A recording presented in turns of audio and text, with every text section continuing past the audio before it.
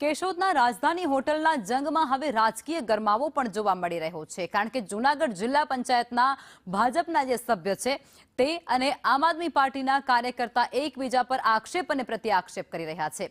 ભાજપના કાર્યકરે આપના કાર્યકર સામે ગુંડાગીરીની ફરિયાદ પણ નોંધાવી દીધી છે। મિલકત ખાલી કરાવવા માટે અને વીજ કનેક્શન કાપવા જેવી બાબતોએ હવે રાજકીય વોરનું સ્વરૂપ ધારણ કરી લીધું છે। ભાજપના કાર્યકર અતુલ ઘોડાસરાએ આપના નેતા ગોવિંદ ડાંગર સામે ફરિયાદ નોંધાવી છે।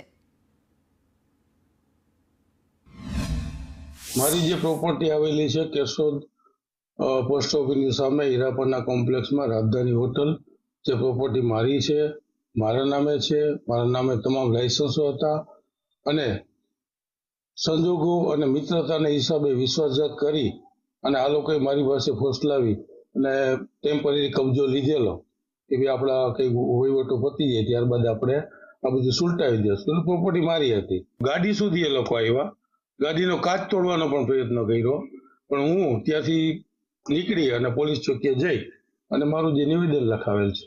રાજધાની હોટલ આજથી મેં 18/9/18 રોજ મેં અતુલભાઈ ઘોડાસરા પાસેથી લીધેલી હતી અને મારા ભાગીદાર જગદીશભાઈ અમે બંને સાથે લઈ અને સાટાગત લખી અને 40 મહિનાની મુદતે જે એનો ઓસ્ટ્રેલિયા એનો છોકરો ભણવા જવાનો હતો એટલે ત્યારે અમને એની હોટલ વેચેલી હતી અને 40 મહિનાની લાંબી મુદત અમને નખાવી અને ત્યારબાદ જે મુદતનો સમય આવ્યો એ પછી એની પૈસા ન ભરવા અને અમને એમ કહેવામાં આવ્યું કે દસ્તાવેજ કરી દે અને દસ્તાવેજ ન કરી આપતા અમારો પોલીસમાં પણ કેસ દાખલ કરેલ છે।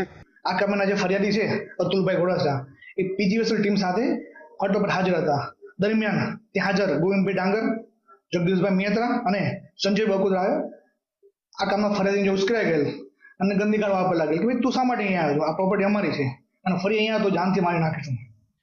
જે અનુસંધાને અતુલભાઈ નાઓએ કેશુ પોસ્ટે અરજી આપી હતી। બાદ અરજી તપાસના અંતે કેશુ પોસ્ટમાં ગુનો દાખલ થયેલ છે।